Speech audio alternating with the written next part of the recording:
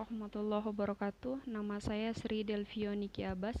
Saya dari kelompok 4 akan memaparkan materi tentang ruang lingkup public relation. Baiklah, langsung saja ke materinya. Adapun ruang lingkup tugas public relation dalam sebuah organisasi atau lembaga antara lain yang pertama yaitu membina hubungan ke dalam atau public internal. Nah, yang dimaksud dengan public internal adalah publik yang menjadi bagian dari unit organisasi itu sendiri. Yang termasuk dalam public internal pada dunia sebuah perusahaan adalah publik pegawai, publik manajer, publik pemegang saham, dan publik buruh.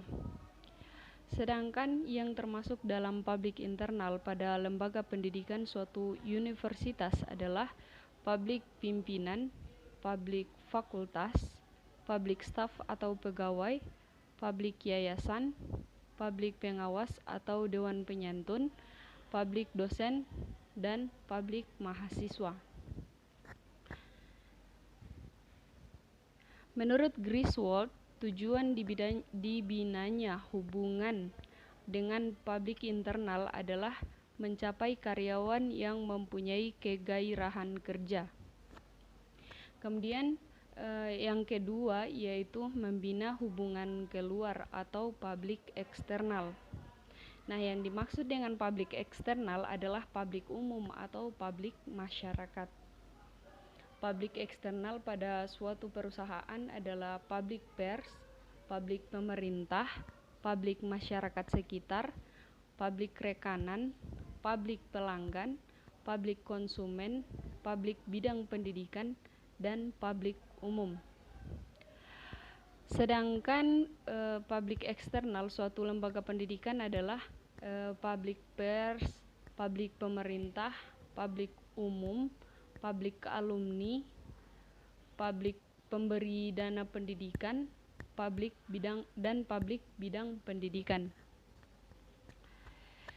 Dan tujuan dibinanya hubungan dengan publik eksternal adalah untuk memperoleh dan meningkatkan citra yang baik dari publik eksternal terhadap organisasi, serta untuk mendapatkan kepercayaan dan penilaian yang positif dari publiknya, dan bila perlu untuk memperbaiki citra tersebut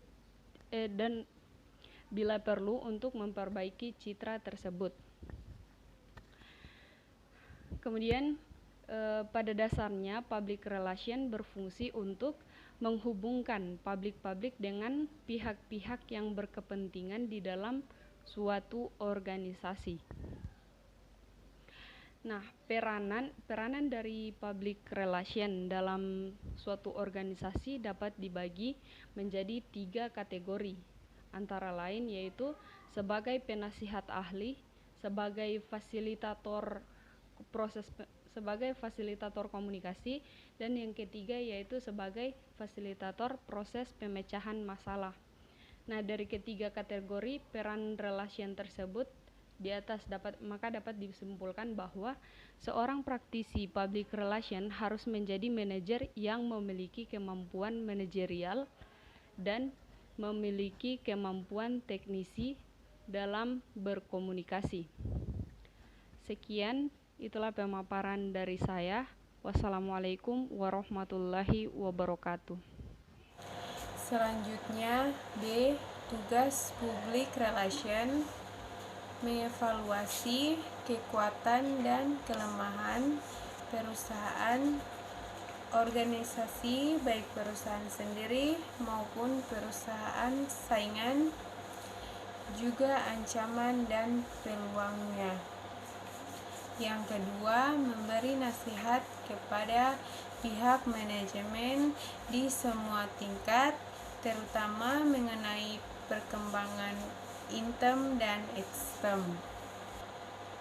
Adapun tugas public relation sehari-hari adalah: yang pertama, menyelenggarakan dan bertanggung jawab atas penyampaian informasi atau pesan secara lisan. Yang kedua, memonitor. Yang ketiga, mempelajari dan melakukan analisis relasi publik terhadap kebijakan perusahaan lembaga. Yang keempat, menyelenggarakan hubungan yang baik dengan masyarakat dan media massa untuk memperoleh public favor, public opinion, dan perubahan sikap.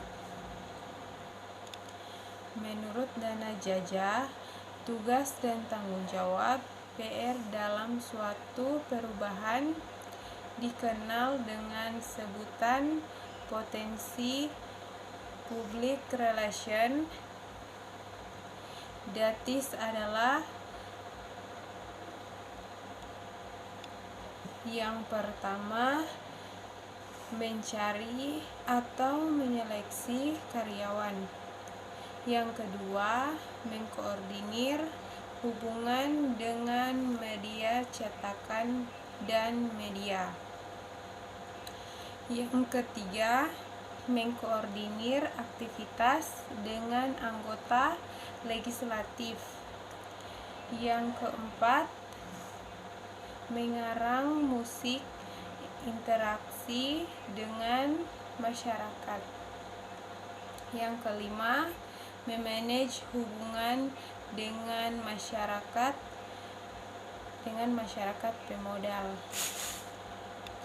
Yang keenam, mendukung aktivitas. Yang ketujuh, mengkoordinir institusi menyebarkan brosur kepada publik. Yang kedelapan, mengkoordinir hubungan dengan kelompok khusus. Yang kesembilan, memanage iklan yang menggambarkan kelembagaan atau produk. Yang kesepuluh, mengkoordinir grafik dan jasa fotografis. Dan yang ke-11, riset pendapat. 12, memanage pemberian penghargaan. Yang ke-13, mengkoordinir kegiatan spesial event. Yang ke-14, manajemen konseling. Walaupun begitu, tugas public relation tetap bertujuan untuk kepentingan publik, baik internal maupun eksternal perusahaan. Yang pertama, mendidik melalui kegiatan non-profit suatu publik untuk menggunakan bank instasinya.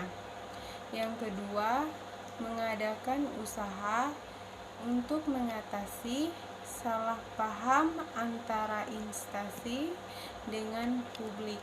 Yang ketiga, meningkatkan penjualan barang atau jasa. Yang keempat, meningkatkan kegiatan perusahaan yang berkaitan dengan kegiatan masyarakat sehari-hari. Yang kedua, mengadakan usaha untuk mengatasi salah paham antara instansi dengan publik. Yang ketiga, meningkatkan penjualan barang atau jasa. Yang keempat, meningkatkan kegiatan perusahaan yang berkaitan dengan kegiatan masyarakat sehari-hari.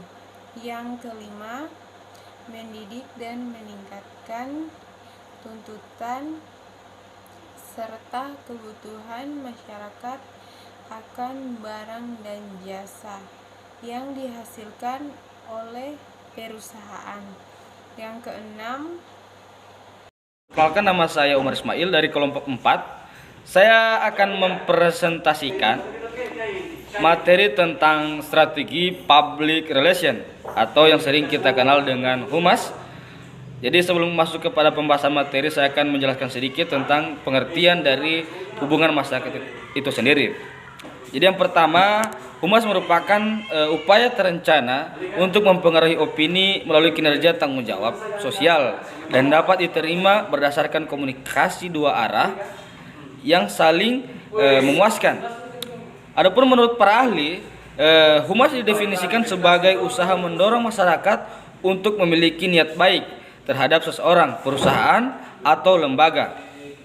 Yang berikut saya masuk ke tujuan dari public relation itu sendiri.